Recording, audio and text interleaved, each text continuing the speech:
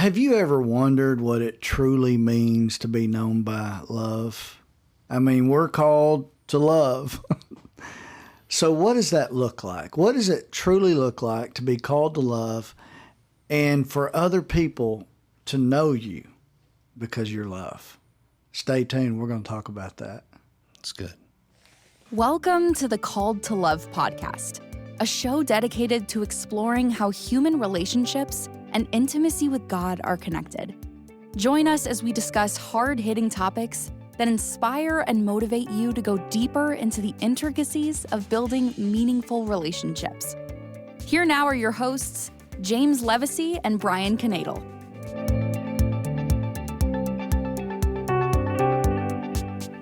Well, welcome to another podcast. You know what I wonder a lot about?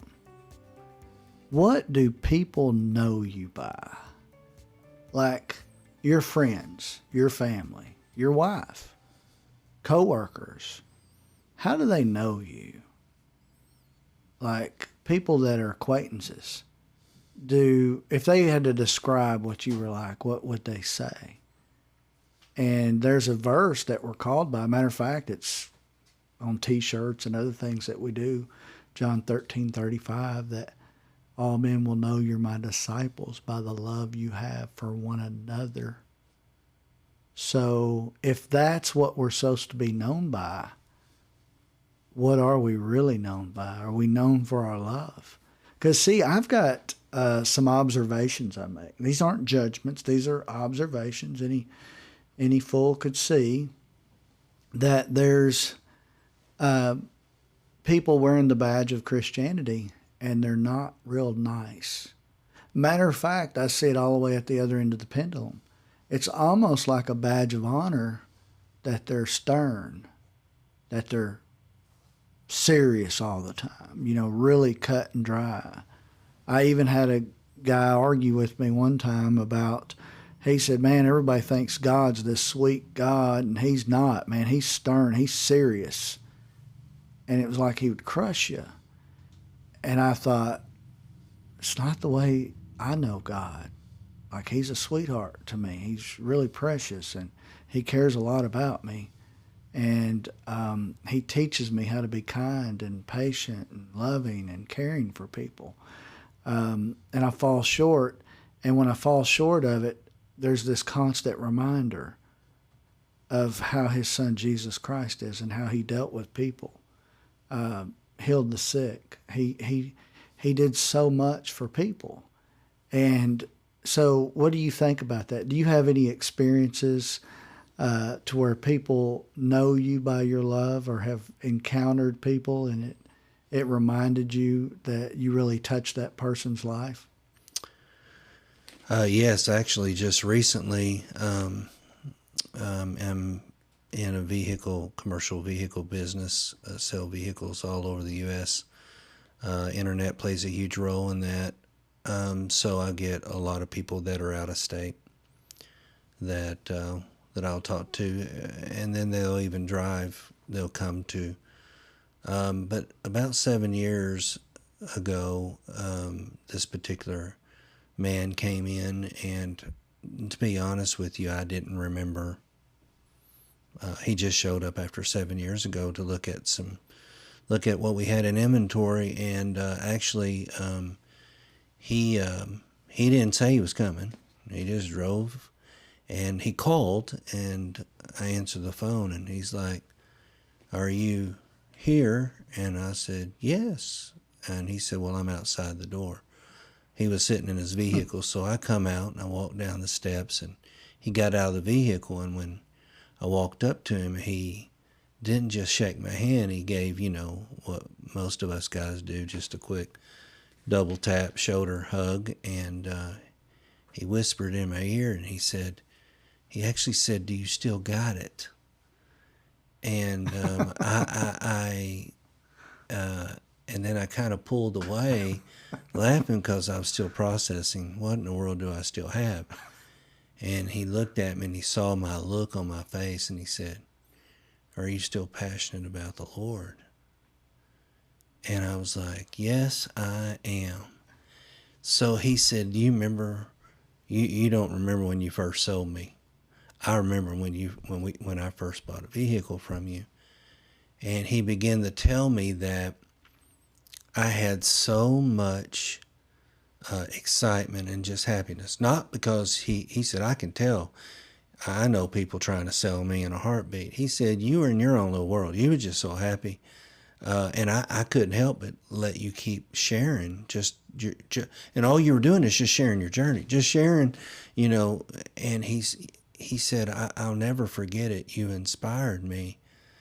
And that's one of the things I couldn't wait to see. And then I was able to share a little bit about what had happened in 7 years since I've seen him. And he was so blessed by that.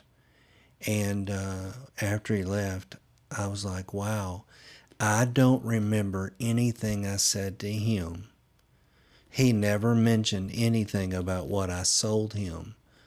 But what he did remember is I was representing a place in my life where I was passionate, and he still saw it. And it really shows me that we are on a journey in life, and there are different people that we're going to be in different levels of relationship with. And some of them, the closer they are, the more difficult they can be. So we don't feel like we're making an impact. But at the same time, God puts us at different levels with people. And some people can recognize it, and some people know what they want. Other people are so wrapped up in their world, they just need us to keep walking in time with them, and slowly but surely they begin to recognize things that may be quicker and more obvious to someone else. But that's the beautiful thing about what Jesus did, was he had no limitations. The Holy Spirit empowered him to operate at the fullest with all the diversity and around him, varied personalities, everyone's circumstance. He still knew how to minister. You and I hear it all the time. Well, you just got a grace to do what you want. Y'all just really like people. God's given you a grace gift to do that. No, he's given us Holy Spirit who can be all things, and he can strengthen our weakness and balance us out so that we best represent him. And so that's one of the things that we have committed to do is not focus on influence. This is what I found. You heard me say this not too long ago. The thing I like about Jesus was, before he ever modeled leadership or influence, he modeled relationship. Influence and leadership came with that. It was intimidating. You know it's intimidating when you empty the church and the leaders, and they're following their congregation out by the hillside to hear what Jesus has to say next. Yeah. And it wasn't Jesus saying, look at my ability to retain the 613 laws or anything that Moses had written. What he was doing was introducing his dad through stories. He was introducing the heart of the Father. He was introducing how Holy Spirit was manifesting expressions of love. It says he was moved with compassion on the multitudes. He modeled the heart of the Father.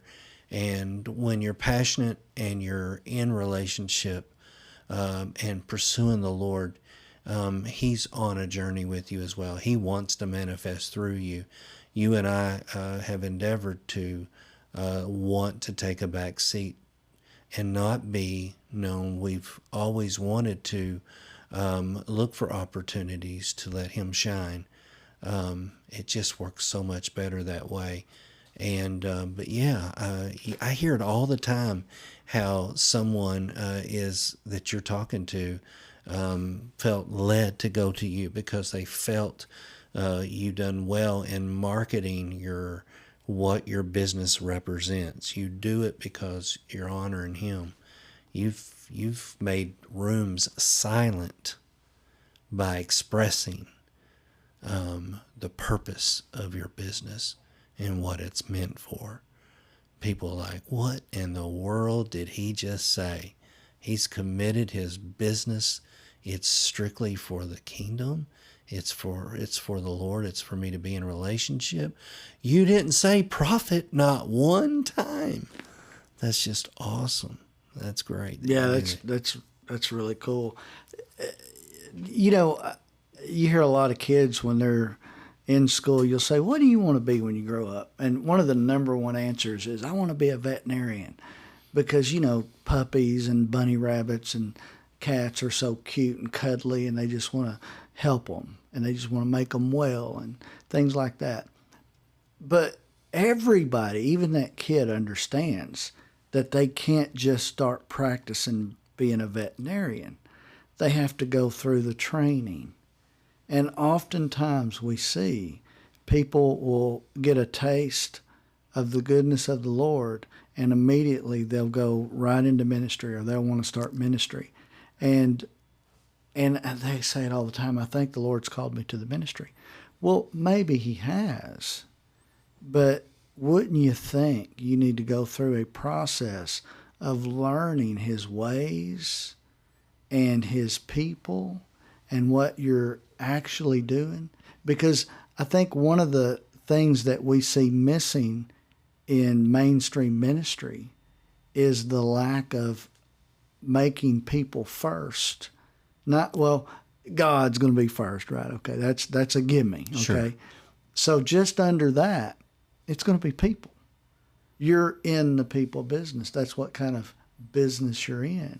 And they will know you by the love you have for one another. And that's the greatest, I mean, what is the greatest command? Well, love the Father and love one another. Oh, like I love you. Jesus says, like I love you. Yes. Oh, man, we missed that part. So if he says, I want you to love people like I love you, and we think as Christians, oh, he loves me. He does. I know he does. Why? Because the Bible tells me so. You know, we say that. But there's this feeling that he does love me. I know he loves me. If anybody loves me, nobody else loves me, but he does. Okay, well, he's saying, take that love, and now you go love people. That's what I want you to do. I want you to pour that out onto people. And that's where the joy comes from. You can't live the fullness of this life that he said, I came to give you life and life more abundantly. You cannot experience that outside of relationships with other people. You can't do it. You cannot do it. Go golf, go play golf, and hit a hole-in-one by yourself, a 350-yard hole-in-one, and see how you feel. And then see how you feel when you try to go tell people you did it. I mean, it's almost not worth telling people you did it. And you didn't get to experience it with people. I mean, I can remember being around people, and I can remember times with my wife, and I was so thankful that we got to experience something together, because what if I was by myself? Oh, it would have been a disaster. It wouldn't have been a disaster. It would have been a loss, because I didn't get to experience. I couldn't share. You ever try to share something really exciting with somebody, and you were there, it was perfect, everything lined up, and you hit it, and it was just, and it was so amazing, and then you try and tell someone else, and they're like, oh, that's cool, dude. It's just not no fun. You remember, I may be wrong, it was the Truman Show with Jim Carrey in it. Oh, yeah, I love that movie. Well, he was living, he didn't know he was actually in. He didn't know that there were cameras everywhere and people were glued to the TV watching him every day. And everyone was actors around him. Yeah. And he never knew. Yeah. And then he started realizing something just felt not right. He just felt like there was something missing. And he started to pick up on it, and then he wanted to break free from it. And that is every one of us that have been, life has just become monotonous. It has become predictable. Is this what the meaning of life is all about? Is to work and to marry and to pay bills and to go through a regiment of schedules that benefit me and all of this, but yet why do I feel so empty? Why do I feel so alone? And just like in the movie, he literally almost died trying to get out and that is us. Inside of us, every one of us have to reach a place where we have to know that we were wonderfully, fearfully made, that he has a plan and a purpose for our lives, and we can't just settle. We have to know him. We have to experience him. If all you ever knew was someone telling you what it was like to fall in love, but you never got to fall in love, at some point it just doesn't have that same feeling. You're going to want to experience it for yourself. I know a guy at my work, he always talks about the best barbecue places and he describes it. Or another guy, he'll say, I went to this restaurant. You ever heard of it? No. I ate there this weekend, and pull it up, and I'll pull it up online, and I'm already wanting to go there for lunch. It's impossible, of course, but my point to you is everyone has something to give. And when you experience the Father at a level you were meant to, there's something beautiful about you sharing that to the person that's lost, disconnected, discouraged, at the point of, I don't know if I can face another day. It may be, whether you fully grasp it, it may be your experience up to that moment that plays a role in someone else finding theirs. And so that's what it's all about. It's not about me, myself, and I, and the Lord. It's about, because of the Lord, it's not about me, myself, and I. It's about everyone else. We have a plan. He has a plan and a purpose in our lives, with others are entangled in that. Yeah, that reminds me, and those are great points, really well put. You ever see these movies where you got this prince or whatever, and he's trying to find true love? You know, that sounds like a Hallmark movie. I know you like those. And kind of the deal is he can't let the woman know he's wealthy prince. Right. So it's got to be a natural falling in love. And it can't be forced. It can't be an agenda. Because if he puts a twist on it and he starts saying, this is what I've got, and this, wouldn't you like to be with a prince? It's almost like, you know, you're going to have a hard time filtering out the gold diggers and the genuine. I mean, you almost couldn't tell them apart. You know, you'd have to spend a lot of time with them. So that's kind of the way it seems like it is. When you truly start falling in love with people, you don't want to have any agendas. All you really want to do is you want to introduce people to a life with the Father and the Son and the Holy Spirit, and how great life can be, how abundant it can be to walk this out with other people. You know, when I spend time with people that are really growing in the Lord, they're really close to the Lord, their most joyful stories are, man, I was talking to a guy the other day, and man, let me tell you, I've been on a journey with this guy for 2 years, and he is really starting to get it. And let me tell you what he did the other day. And they'll tell me about this amazing, miraculous story because they've got history where they seen the guy 2 or 3 years ago, and he was bummed out. Yeah. And now he's on fire for the Lord. And not just on fire for the Lord, but he's actually making things happen. And he's being blessed. He's you know, his marriage and his kids are coming back around and things like that. That's what we're talking about. And that's only found in this close, intimate relationship with the Father, and then learning from him and then letting it trickle down into your other relationships. It's worth it. And if you like that, if you like the sound of that, then it's easy. Just start spending time with him. That's good, James. We hope this episode of the Called to Love podcast has enriched your life and offered valuable principles to apply on your personal journey. Please explore our website at www.calledto.love for more information and to share your feedback with us. Until our next episode, may you find peace and love. And always remember, you are called to love.